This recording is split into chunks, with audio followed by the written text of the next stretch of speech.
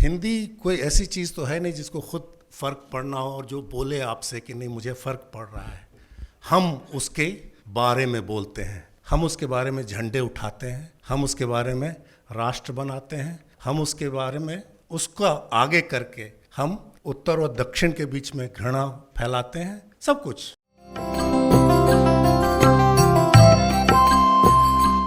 अब हमारे साथ हैं रविकांत, और रविकांत जिस हिंदी को बरतते हैं या जिसके पक्ष में वो बात करते हैं, वो कहते हैं ये दरअसल हिंदुस्तानी है और इसे सिर्फ हिंदी ना कहिए। और हिंदी ना कहने का मतलब है कि उसके दायरे का और विस्तार हो, और जिसकी चर्चा राहुल जी ने उर्दू के शब्द खोज कर चुन चुन कर एक ख़ास समुदाय, एक ख़ास विचार के साथ जोड़ने की जो कवायदें शुरू हुई है, उसके संदर्भ में भी रविकांत सचेत हैं। तो मैं चाहूँगा कि थोड़ा वो उस तकनीक के पक्ष से, थोड़ा सिनेमा के संदर्भों को शामिल करते हुए, और इन सब के बीच हिंदी का लोकवृत्त कैसे बना बदला है और सच में हिंदी को किस बात को लेकर फ़र्क पड़ता है। शुक्रिया राजकमल, शुक्रिया विनीत और तमाम दोस्त जो कि ऐसे विषय पर हम लोगों को सुनने आए हैं जिसके बारे में वो भी उतना ही जानते हैं। मैं कोई ऐसी बात नहीं कहने वाला हूँ जो आप नहीं जानते हैं, लेकिन चलिए फ़िलहाल आप हैं तो हम लोग कुछ सोच लेते हैं साथ बैठकर। मैं थोड़ा सा चौंक गया विषय पर कि हिंदी को फ़र्क पड़ता है विस्मय आदि बोधक चिन्ह के साथ। क्या है ये वाक्य? मुझे लगा कि इसमें कुछ अंग्रेज़ी की ध्वनि है। जैसे ही मैं सोचने लगा इस वाक्य पर, it does matter to Hindi, क्या ये ख्याल था दिमाग में? हिंदी डज़ केयर, हिंदी परवाह करती है। तो ये सवाल उठता है कि भाई किससे फ़र्क पड़ता है हिंदी को? हिंदी चीज़ क्या है? राहुल जी ने सही कहा कि हिंदी कोई ऐसी चीज़ तो है नहीं जिसको खुद फ़र्क पड़ना हो और जो बोले आपसे कि नहीं मुझे फ़र्क पड़ रहा है। हम उसके बारे में बोलते हैं, हम उसके बारे में झंडे उठाते हैं, हम उसके बारे में राष्ट्र बनाते हैं, हम उसके बारे में उसका आगे करके हम उत्तर और दक्षिण के बीच में घृणा फैलाते हैं, सब कुछ उसको लेकर के ही हम कहते हैं कि बहुत मोहब्बत है, प्यार है, तो वो भी करते हैं, हम प्यार भी करते हैं, सब कुछ करते हैं। तो हिंदी खुद कुछ तो करती नहीं है, हम हिंदी के नाम पे करते हैं। हमें याद रखना चाहिए कि ये जो हिंदी या किसी भी भाषा के साथ जो बात है, ये जो जुड़ाव है और जो ये इस तरह की सोच है, ये आधुनिक सोच है। कोई भी इतिहास में मुझे नहीं लगता है कि ज़बान को लेकर के बड़ी बड़ी लड़ाइयाँ लड़ी गई हों या राष्ट्र बने हों आधुनिकता से आने से पहले। तो राष्ट्र आधुनिकता के इस समय की ही उपज है, लेकिन भाषा के साथ भी जुड़कर राष्ट्र बना है और इतना मारक स्वरूप उसने अख्तियार किया है कि हम सब उससे इतने गहरे मोहब्बत करते हैं कि किसी से नफरत भी करना शुरू कर देते हैं। वफादारी हमारी तोली जाने लगती है ना। और ये आप जानते हैं, मैं कोई नई बात नहीं कर रहा, उसको एक अलग संदर्भ दे रहा हूँ सिर्फ, ठीक है।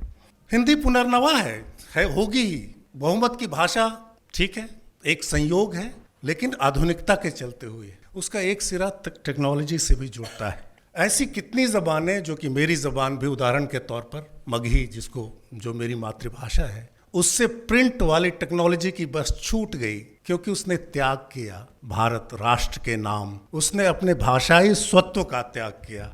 मैं मिल जाता हूँ, मैं अपने आप को मिला देता हूँ तुम में, ताकि हिंदी तुम समृद्ध हो जाओ। ये कहानी है। ये बहुत तेज़ी से चीज़ें बदल भी रही हैं। कुछ विडंबनाएं हैं इस इतिहास में, बहुत मुख्तसर में 5 मिनट में ही बोलूँगा विनीत। वो ये कि विडंबनाएं क्या है? विडंबना है कि महात्मा गांधी ने कहा कि भाई हिंदी मुझे प्यारी है। महात्मा गांधी ने ही कहा कि मैं फिल्मों से घृणा करता हूँ, मुझे फिल्में सख्त नापसंद हैं। फिर भी फिल्में महात्मा गांधी की हिंदी अर्थात हिंदुस्तानी अर्थात मिलवा ज़बान उसकी सबसे बड़ी वाहक है ना, उसका बन जाती है, फिल्में ही बन जाती हैं। ये विडंबना है इस इतिहास का। और मैं अब ये भी देख रहा हूँ होराइजन, एआई की चर्चा बहुत अच्छी की विनीत। क्या एआई अंग्रेजी और हिंदी में एक ही ढंग से काम कर रहा है आज की भी तारीख में? नहीं। क्या इससे, मैं सवाल उठा रहा हूँ, ठीक है, क्या इससे हमको खुश होना चाहिए कि हिंदी में काम करने वाले लोगों को, हमारे मेहर, दिनेश, सब लोग जो बैठे हैं, योगेंद्र दत्त, हम अनुवादकों की नौकरी तब तक सुरक्षित है जब तक कि एआई को हिंदी नहीं आती है? ये अच्छी खबर है या बुरी खबर है? ये मैं सोचना चाहता हूँ आप सबके साथ बैठकर। जिस हद तक हमारे रोजगार सुरक्षित है उस हद तक मैं भी मानता हूँ कि ये अच्छी खबर है। लेकिन अगर तकनीक सक्षम नहीं है हमारी ज़बान तो ये भी अच्छी बात नहीं है। संकट जो बात कर रहे हैं राहुल जी, वो संकट वहाँ से भी आएगा, क्योंकि शैलेश और हम उस पीढ़ी, जैसा कि विनीत ने भी कहा, उस गवाह हैं जब हम लोग खुद हिंदी, और सिर्फ हिंदी नहीं, तमाम भारतीय भाषाओं के साथ कंधे से कंधा मिलकर हम लड़ रहे थे कि नहीं, क्यों नहीं, मातृभाषा इसकी अंग्रेजी क्यों रहेगी, ये मलयालम में क्यों नहीं, तमिल में क्यों नहीं, असमिया में क्यों नहीं, और कश्मीरी तक में भी क्यों नहीं कंप्यूटर ये बात करेगा हमसे। हमने कोशिश की, आज वो समस्या ही नहीं रही, हर इंसान लिख रहा है। इसके आगे का कदम भी आने वाला है तब, जबकि वो जो ऐतिहासिक गलती कह लीजिए, संयोग कह लीजिए, दुर्योग कह लीजिए, कि टेक्नोलॉजी और भाषा का जो संयोग नहीं बन पाया, वो फिर से संभव है। ऐसी भाषाएं जिनकी लिपियां नहीं थीं, वो लिपियों से आज़ाद होकर, यानी लिखे से, छपे से आज़ाद होकर ओरल, मौखिक रूप में आगे वापसी करेंगी। यानी जनजातीय भाषाओं का भी अब भविष्य है, मेरी मगही का भी हो सकता है भविष्य है, जिसमें लिखित सामग्री ज़्यादा नहीं है। तो बड़ा दिलचस्प वक्त है। मुझे लगता है कि ये बहुमत वाली जो एक तरह की हिंदी हमने पाई थी, बनाई थी, उसको भी उस समय भी अलग अलग तबके प्रश्नांकित कर रहे थे। जैसे कि आज तरह तरह की फिल्में बन रही हैं, वो फिल्में एक दूसरे को प्रश्नांकित कर रही हैं, अलग अलग जबानों में बात कर रही हैं।